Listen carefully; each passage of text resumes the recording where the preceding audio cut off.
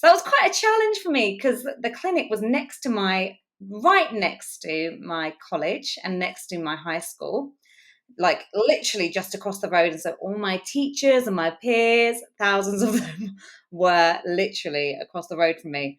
And so I was like, oh my gosh, God, you're not asking me to do this, are you? So I literally just joined my parents, joined Andy, and just stood outside the clinic showing the reality of abortion.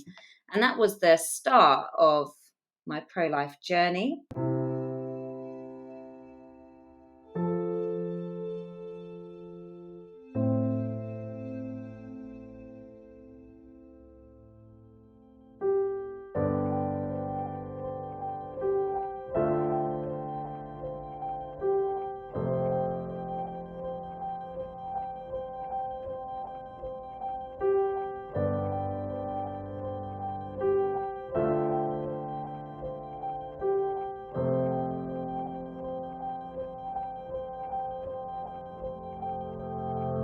All right, folks, welcome back to Humans of the Pro-Life Movement, a special series of the Pro-Life Guys podcast where we explore the lives of the defenders of the defenseless. We highlight the incredible lives of the courageous women and men who are working tirelessly to defend the weakest and most vulnerable members of the human family.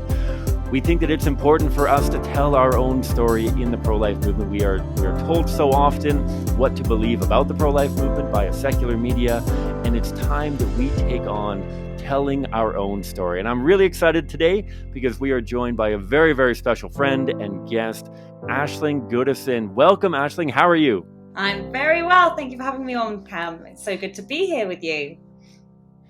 It is a joy to have you back on. It has been almost 10 years since I first met you back in 2013. I guess 8 years, we'll call it that. But that has been You sound old. Beautiful. At least you have all of your natural hair color, right? Or at least I'm assuming it's natural. I've embraced gray a long time ago. But I digress. We're excited. You are the Director of Training and Operations, I believe, for CBR UK over across the pond. And before we dive into your work with CBR UK and kind of how you got involved in the pro-life movement, I'd love to just hear a little bit about who is Aisling Goodison. What are you all about to prove to our audience that people in the pro-life movement are somewhat normal? Not completely normal, but somewhat normal. That this isn't the only thing that we do with our lives, unless it is the only thing that you do with your life. Tell us a little bit about yourself. Oh my goodness, gosh, where do I start? So I wouldn't say I'm entirely normal. So I've grown up in a large family in the UK. So I'm from Brighton, down on the coast. So I'm one of 8 kids. Big Christian family. So I guess I have had a pretty normal life with me and my siblings. We're dancers. Well, I'm not really a dancer at the moment. I'm quite heavily pregnant right now, which is another cool thing. Exciting. Very exciting. I love to dance, music. I've got an amazing husband. I've been married for 2.5 years now. So we're expecting our first baby, which is very exciting. There's a little bit about my life. Yeah. Very cool. I wish you all of the joys of parenthood. My daughter is 14 months old now. It has been an absolute whirlwind of a blast she's a very emotional baby. She has very high highs and a few very low lows. And so I wish you all the joys of parenting. And congratulations to you and your husband. Thanks. So let's dive into it. Let's talk a little bit about how you got involved in the pro-life movement. You work full-time in the movement right now. Is this something that you always dreamed of doing? Is this something that came on your horizon in high school, in college? Tell us a little bit about how you first got involved in the pro-life movement. Right. So I have always been part of a pro-life family, but I don't really think we didn't really talk about abortion. I guess like most people, it was quite, you heard about it a little bit in your RA classes at school. But then there's a wonderful lady who I'm sure you're very familiar with, Stephanie Gray, came to the UK, and my mum said to me, "Oh, there's this pro-life lady. She's going to give a talk down the road from our house at a little church." And my mum had given out thousands of these invitations, flyers, because she was like, "This is going to be amazing. Let's just go." And I was like, what, pro-life talk? What's that about? I was about 15 at the time. And so, yeah, I went to hear this presentation. And she showed within the presentation a video of an abortion procedure. And every word that she spoke, if you're not familiar with Stephanie Gray, you should be. So get familiar with her. Just go and watch some of her stuff on YouTube or on her website. But yeah, so she gave this incredible presentation, and every word that she spoke just hit me in my chest, and just made me realize I could no longer do nothing about abortion. I had to do something. Um, and what was just forming in the very early stages was CBR UK. And so the then I think it was a carpenter at the time, Andy, who's now the CEO for CBR UK. He was like, "Well, I'm going to stand outside our local abortion clinic in Brighton, and I'm just going to show the reality of abortion. Does anyone want to join me?" And so that was quite a challenge for me, because the clinic was right next to my college and next to my high school, like literally just across the road. And so all my teachers and my peers, thousands of them, were literally across the road from me. And so I was like, oh my gosh, God, you're not asking me to do this, are you? So I literally just joined my parents, joined Andy, and just stood outside the clinic showing the reality of abortion. And that was the start of my pro-life journey. I don't know how much more you want at this point. I guess that led on to, after 3 years of like volunteering twice a week, just going outside the clinic, not having any of the communication skills, literally just standing there. I decided to do the Genocide Awareness Project in Florida, which is where they show massive graphic images of abortion, comparing it to past genocides at this university campus in Florida. And so I went there, and I think UCCBR were leading the Genocide Awareness Project there. And it was the most incredible experience of my life. I just couldn't believe how simple the training was, how simple it was to articulate the pro-life message, and how quick it was for people to change their minds on campus. And I would say probably about 90% of the conversations that I had, I saw complete U-turns, and I was just shocked at how simple it was, and how quick people changed their minds. The arguments were so shallow. So I was like, wow, this is amazing. And that then led me on a month later to travel to Canada and have you, wonderful Cameron, as my mentor, and to receive the incredible training with CCBR, in pro-life activism, apologetics, everything, for 3.5 months. So that was the start of my journey. Yeah. So I guess that was taking me to the age of 20 there. So back 2013. Yeah. Very cool. I mean, my story is very similar. I've shared my story on a number of occasions about the exact same process. Stephanie Gray Connors came to my university, showed the reality of what abortion did. I went down to Florida to do the Genocide Awareness Project, realized just how effective the conversations could be, especially when coupled with the images. Did the internship, now working full time. And so the textbook route to working full Literally. time in the pro life movement, Stephanie Gray and abortion victim photography. Yeah, that's it, isn't it? She really is such an influential person in the pro-life movement. If you want to check out more about her, the Pro-Life Guys did an interview with her a couple weeks ago, and so check that out on our website. And since then, so Aisling, you come to Canada, you do the internship back in 2013. That was the first year I ever ran the internship, and so I'd like to say if you thought that was good, you should come back now, because it has changed a million%. Alex van der Broenhorst, my colleague, does a phenomenal job. But since then, so you come back from Canada, you get back involved with CBR UK. Did you get directly involved working full time? Was that a bit of a journey towards working for CBR UK, or what was that like, kind of coming back from Canada with all of these new skills and new ideas, and kind of returning to a group that you've been involved with for, like you said, a couple of years before you came here? What was that like, and how did you kind of integrate some of the ideas that you had experienced here in Canada into the UK? So I would describe CCBR at the time as a real intensive boot camp of like all the pro-life, activism, everything was very intense, from the activism, from the studying, from the social reform history. It was incredible. I mean, um, so coming back, it was very different because we were at a different place as an organization in the UK. So we were in the very early stages, and so we didn't have we probably had two full-time employed people on staff, and so I came back and just started volunteering my time, pretty much full-time, I think. Yeah, just started volunteering, and that was the point actually where the court case that I was involved in, a court case. So so I'd obviously come back with all this knowledge and wanting to impart it all.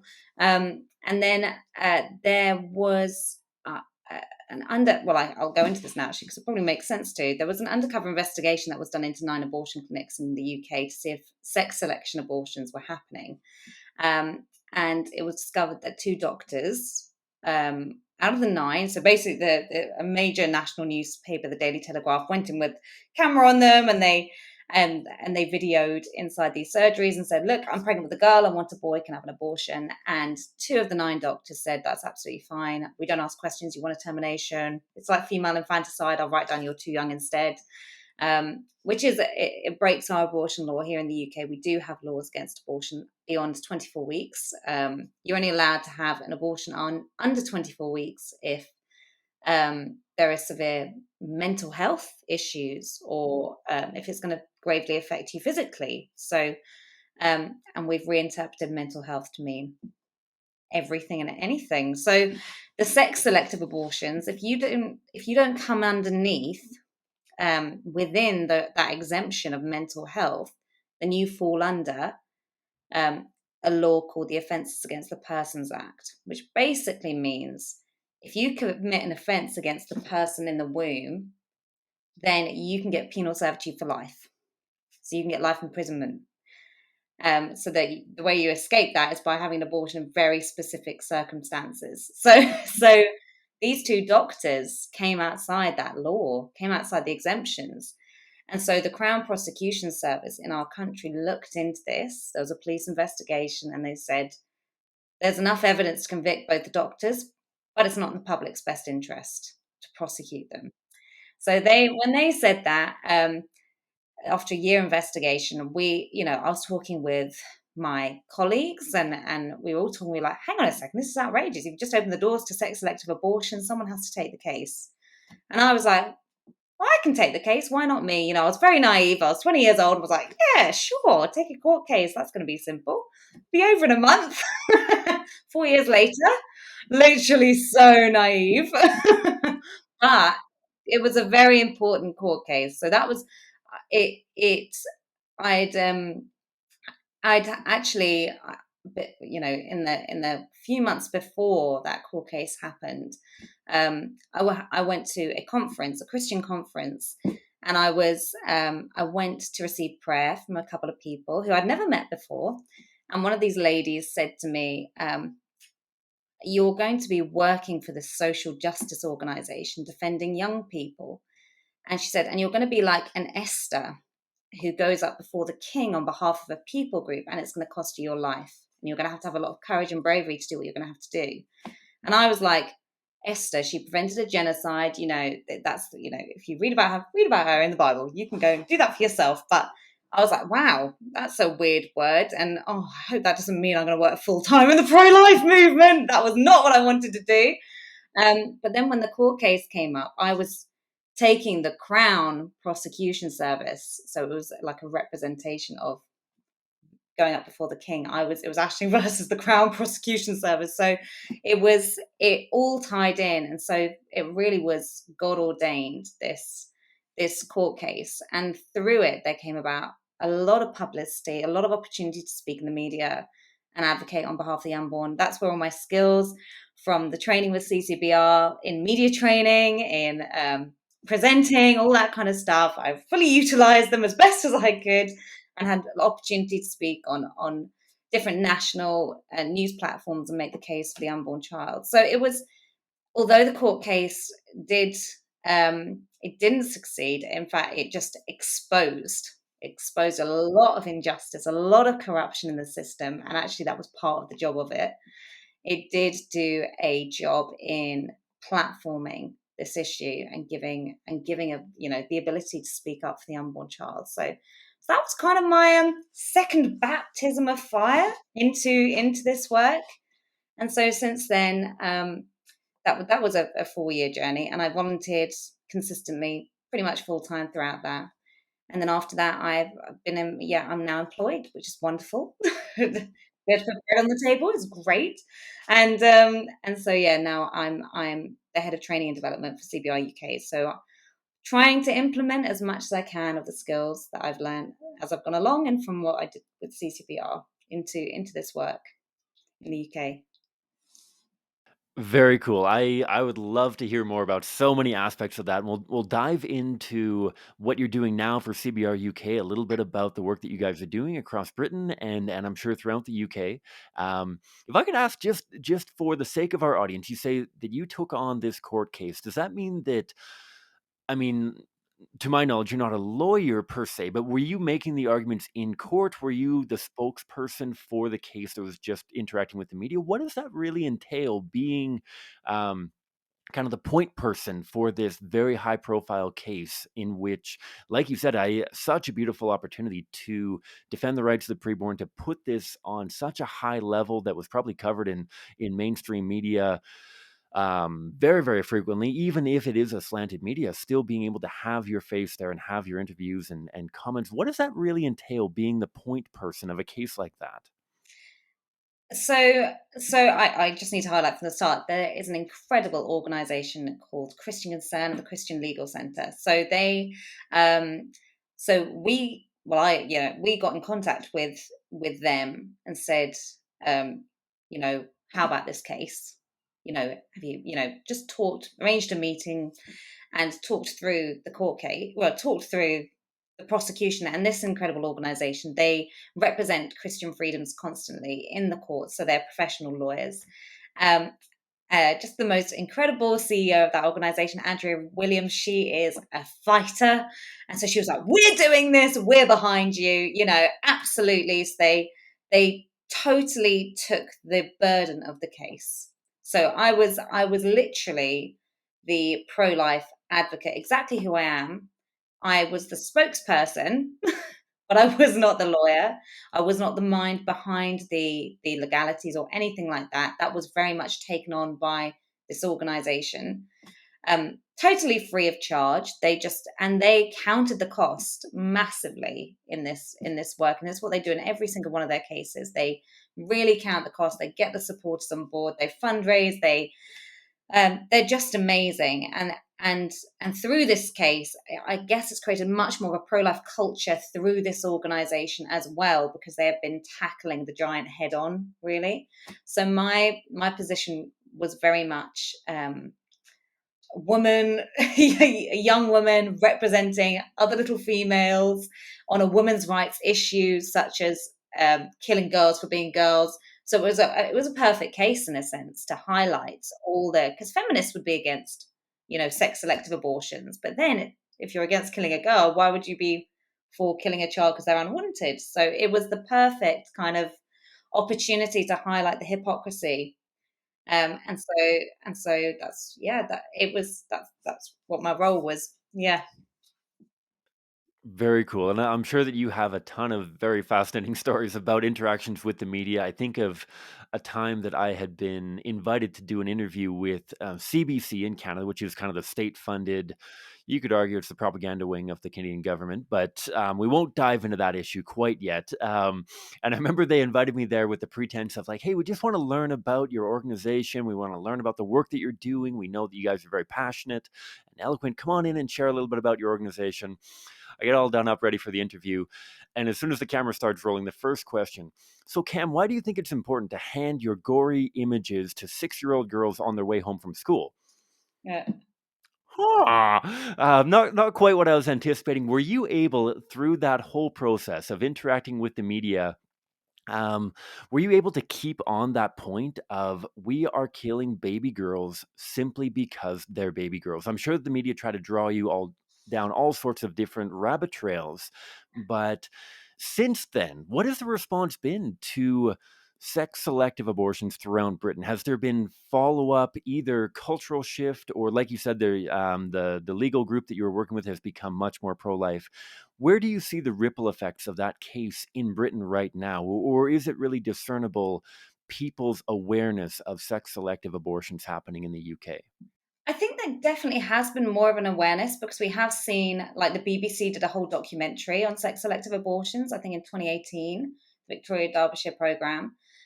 So it was the that case has been very important, even in terms of the pro-abortion lobby trying to get abortion decriminalised in the UK. So trying to remove it from the criminal code so that doctors aren't prosecuted like the doctors that I prosecuted. So the head of BPAS, which is our largest abortion provider, um, they from the case that I did, they've been fighting for decrim, saying we can't let other doctors basically be in the firing line. Let's protect them. So, but they hide it as, oh, we've got to protect women from being from going to jail for having abortions. But in reality, it's like we've got to protect our businesses from ever being prosecuted. So let's just have abortion on demand for every and any reason, but we'll cloak it in this euphemism. So there has been more of an awareness, but I would say we're in a worse state as a nation than we've ever been. With the progression of where things are going. However, I would say that we are seeing as well a within the church there is a movement and there is a gradual awakening which we also haven't seen before in the UK. So there is a both and it's almost as the darkness is getting darker, more yuckiness is being exposed. And people don't want to partner, you know, people aren't it's like they're overplaying their hand to an extent. People aren't wanting to partner with that. So yeah, I would say it's both. Yeah, both. Very, very interesting. And I think that's a great segue into the abortion situation in the UK and the work that you're doing with CBR UK. I think it's interesting that whenever I speak with representatives from all different countries, whether it's Canada, America, Britain, countless other communities that I've had the opportunity to speak with, so often the pro-abortion movement just grows in their boldness. That they present this idea of we just want abortion in these very few select cases. I mean, we've seen it play out in Ireland over the last couple of years here, of just these few very, very rare cases. This Clinton line of safe, legal, and rare. And then as soon as they get that, they are expanding further and Yeah. further. And I find it fascinating that you say that there's this almost Icarus idea of they're almost getting too close to the sun on how bold they are in trying to push further and further towards abortion on demand. I mean, it's difficult to get any further than we are here in Canada, unfortunately, with abortion on demand for all 9 months of pregnancy, no reason necessary, through all stages of pregnancy. Tell us a little bit about where Britain is at. I know that abortion was legalized in the UK in 1967, I believe, and my understanding, like you said, is the 24-week limit. But you're saying that there's a push to expand that. Can you tell us a little bit about where the laws are in Britain, and then where the work that CBR UK that you're doing as director of training and development, how you're responding to where things are at in the UK? So yes, so you're right. So we have the 1967 Abortion Act, which is a if it was taken literally, 98% of abortions performed in the UK would be illegal because it is supposed to come under specifically mental health. Um, that was the when you look at the transcripts of when the act was written, the Hansard. The intent of the act was for those very, very rare circumstances, and as you know, we make those rare circumstances. Mental health can mean, oh, I just want to go on holiday, or I just want to, I want a beach body. I want a boy. We've expanded that to be whatever it the woman wants. But at this point, so when the biggest change to not our law but the interpretation of our law came about last March, where basically because of COVID-19, the abortion lobby pushed in their agenda, which they've been seeking to do for a very long period of time, to redefine the place in which someone can have an abortion. So it's always been in a hospital or a clinic, or in a medical center, or somewhere approved by the health secretary. And so so last year in March, the pressure mounted on the health secretary to redefine the approved premises, and they redefined it to be the home, which has meant that we've had the door open to DIY home abortions. So the abortion rate has gone up by quite a significant percentage. We've had more abortions this year than we've ever had in the UK. As a result, there have been 52 cases where much more than 52, but on record, of pills being sent out. So these abortion pills being sent out to women after a 29-minute phone call. They just get a pack in the post and do their own abortion at home. And so we've had, it's only allowed legally up to 10 weeks, but 52 cases where it's gone past 10 weeks. 2 women have died from taking the pills, hemorrhaging at home, or one died in hospital. There's been a massive, it's just so much.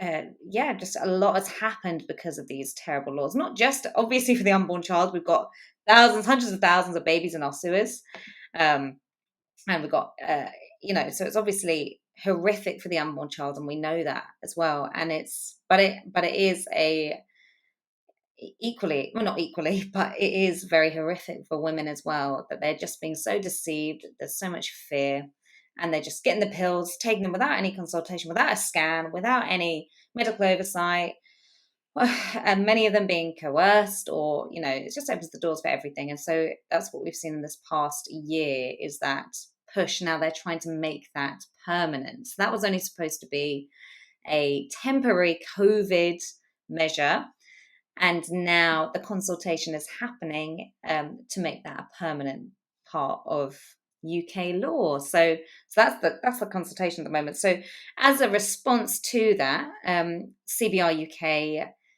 launched a campaign called Hancock's Healthcare, where we specifically targeted Matt Hancock. We specifically went to his constituency, and we went outside Parliament, Downing Street, the Department of Health, and we took banners showing Matt Hancock's face next to a woman who's hemorrhaging, next to a baby who's been killed by abortion, next to a baby being eaten by sewer rats, and basically saying, just using his words: pregnancy remains, flush down toilet, Hancock's Healthcare with a thumbs up, just to start getting the public to really question, look what's happened. And the response was, was crazy. Like, in his constituency, we had a lady come up to us, looked at the banners, and was like, yeah, my daughter, she took the pills. Not too long ago, I had no idea. She took the pills, and she hemorrhaged, and she would have died if I hadn't have found her, basically. So, oh my gosh, yeah, this is outrageous. This is outrageous. So there's a lot of common ground, and I don't think people are happy at all with the situation. So yeah, we've got that consultation happening now. And as well as that, we're also really working on the vaccination information that's coming out about the use of aborted babies, fetal cell lines in vaccines. So that's another campaign that we're working on at the moment to expose, to get people talking about it, because actually no one in the UK, as far as we can see, we've only seen one response against the use of fetal cell lines from the church or from people. So there's a general acceptance of fetal cell lines within vaccines. So that's something else that we're doing. But yeah, that's the short answer to your question, or the slightly long-winded. So, but that's kind of where we are. So we just launch campaigns and do whatever we can to speak on behalf of the vulnerable in these situations. Gotcha. And I think it's incredible the work that you're doing. As you said, it's devastating to see this continued deterioration of society, and it blows my mind. I'm sure that it blows your guys' mind too when you realize that now it's tragically there's countless more children who are being killed by abortion through these abortion pills, and you wonder as well if this is going to be another breaking point for the abortion industry as people come face to face with their own children who have been killed, as they deliver their children into their toilets, into their bathtubs.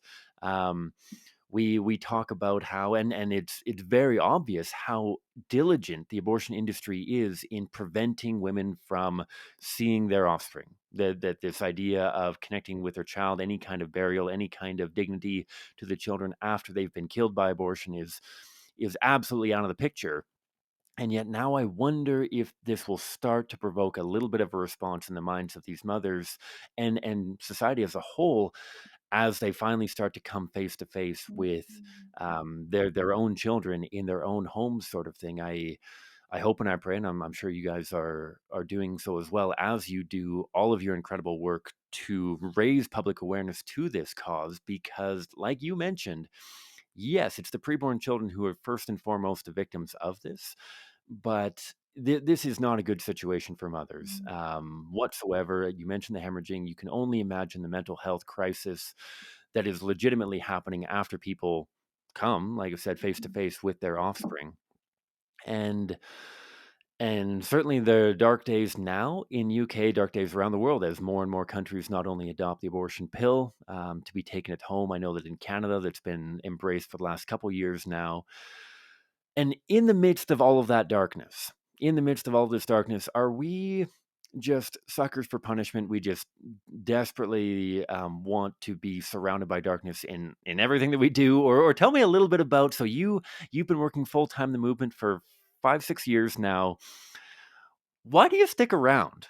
Like, if there's so much darkness, if there's so much negativity, and I ask myself the same question constantly, like, why do I put myself through this? What is it that motivates you day after day to come back, to defend the voiceless, to do something that I'm sure isn't popular, as you share at dinner parties and block parties, as you have your summer Mhm. barbecues outside of COVID-19 years? I'm sure that this isn't the most comfortable job that you could be doing. Why do you stick around? Tell us why it is that you remain steadfast in your commitment to defending the weak and the vulnerable. Oh, that's quite a loaded question because there's a few answers to that. There's the spiritual answer, and then so there's two answers. First and foremost, spiritually, um, out of obedience. You know, if you look at the Bible, we are called to love our neighbors as ourselves. And if I was in the situation where I can defend myself, I'd want someone to defend me. So first and foremost, I'm accountable before God, before as to what I do with the time that He's given me and the call that He's placed on my life. And so. Um, and because I love him and because I love his kids, I'm compelled. And I think we can often be we can often base our success rate on the things that we see happen, as opposed to our success rate being our obedience. Um, and so I've really had to battle with that, because looking at the darkness, you can get so low and you can get depressed and feel like I'm fighting so hard and in my own strength. And look, we're fighting to end abortion, and it's getting worse and I'm failing. And you can take that on yourself, but actually, it's not my responsibility at the end of the day. It's not my job to end abortion. I can't carry that burden. And when I've tried to, it's been far too great to bear. But I can do my job today. I can stand up for that one, and I can keep standing up for the next one and the next one and the next one. And I will see life saved. And I do totally believe in the strategy. So that is the kind of spiritual aspect. And then in the practical, strategic aspect, if your listeners aren't aware of social reform history, oh, I think just keep listening to your podcasts, obviously, and if you can, get as connected as possible as you can to CCBR, and um, learn about social reform history, because the strategy that is adopted by CBR UK, CCBR, the CBR family, is grounded in the success of the history of social reform, proven and tested strategies which work to shift public opinion, to change policy. So I am confident as well in that strategy, and I can see that if we continue to have people who are brave, who are dedicated to risk their reputations, risk their friendships, their resources, their lives, for the sake of another, then we will see change. And you don't need to have a huge amount of people to do it. You just need that tipping point. You just need a few brave people who say, yes, I'm going to be willing to lay down my life. Yes, I'm going to be willing to to whatever it is. For me, it was doing the court case. For you, it might be go outside your local abortion, as close as you can. I don't know what it is in Canada at the moment, but go outside the closest clinic to you, stop for that one person, educate, postcard, do displays, whatever it is, start educating. And if enough of us do that and we reach that tipping point, we can see the culture shift. So it just takes a yes, a simple yes. So that's what I would say. Bingo. I'm so glad that you coupled those two reasons together, because I feel like so often we kind of undulate back and forth between the two of the number of times I've myself thought, and I've talked to other people who say, oh, our responsibility isn't to be successful. It's only to be faithful. Success isn't a factor that we need to be concerned about. We just need to be faithful. And on the opposite end, we have this idea of we just need to be successful. We need to save babies. And if we're not saving babies, then we need to constantly be changing our strategies to try to find the most effective one. And obviously we should be trying to find the most effective strategies, but I love how you couple those two sources of motivation together. That yes, as Christians, we absolutely are not only invited, but compelled by Christ to, like you said, defend the widow and the orphan, defend the marginalized. I think often of Proverbs 24, 11 and 12 of protecting those who are being dragged away to the slaughter. And does not he who weighs the heart know whether or not you responded? That while I don't think that the best motivation for involvement in the pro-life movement is fear of judgment, because we all rely on Christ's mercy anyways, regardless of how involved or not involved we are compelled to do what we can. And so as we wrap up here, you're in the UK. Tell us a little bit about, if we have listeners in the UK, I mean, we're going to be sharing this all over the place, and there are listeners that follow the show from the UK. How do they get involved with CBR UK? How do they get training? How do they get connected with life-saving projects that you guys are doing in their hometowns across the country? Excellent. So easiest way to do it, cbruk.org is our website, cbruk.org. So hopefully you can show a little thing with that on there, and sign up to our mailing list. So that's the first thing that you can do, and you can hear about what we're doing. Look through the websites. There's lots of different things you can do. You can join a team. You can sign up to receive our newsletter. You can get trained with us. So we've got online training videos in apologetics, in social reform. So the website is a wonderful resource center for you. So go there and you can get connected to us there. Also on Facebook, CBR UK, Twitter, Instagram. So just like us on those pages and start sharing that information. And we have some wonderful projects as a part of the organization. We've got Breathos, which is specifically aimed at the church, engaging the church so you can connect. And if you're a Christian, and get that connection going with Dave Brennan, you can access our church project through there. We've got PACE, which is post-abortion support for everyone, which is another project. Hope, which is about caring for women who are in unexpected pregnancies and helping them walk through those pregnancies. So we've got a broad, we've got schools project, we've got students projects. There's lots of wonderful ways for you to get involved. And so just get to the website, have a look on there. And we really want to connect with you. So please do that. Wonderful. Thank you so much, Aisling. It's been a joy to have you on. It is so inspiring to hear about your journey becoming a full-time member of the world's pro-life movement, that we need more and more people working full-time in the movement. I'm sure that the quote from Greg Cunningham found its way to you as well, that there's more people working full-time to kill babies through abortion than there are working full-time to save babies. I'm so glad that you have answered the call and that you have found yourself in a role where you're able to empower and equip people so that they too can join in this fight for the lives of the weakest and most vulnerable. Thank you so much for joining, and I hope that all you folks from the UK are able to connect with CBR UK. They're doing wonderful work over there across the pond from us here in Canada. Love working with them and excited to see the continued growth of the pro-life movement in the UK. Thanks so much, Ash. Thank you so much. God bless. And for those of you who are new to the show, please check out our other content. We've mentioned it a few times. Check out the Pro-Life Guys podcast on YouTube and all your favorite podcast catchers. Check out our new series that we're doing now called The Pulse, in which we kind of round up all of the important and interesting news happening around the world within the realm of the pro-life cause, and try to give you a holistic look of the good, the bad, and the ugly that's happening around the world, and how you can be involved in ending the injustice of our time. Thanks so much, and hope that you're able to tune in next episode.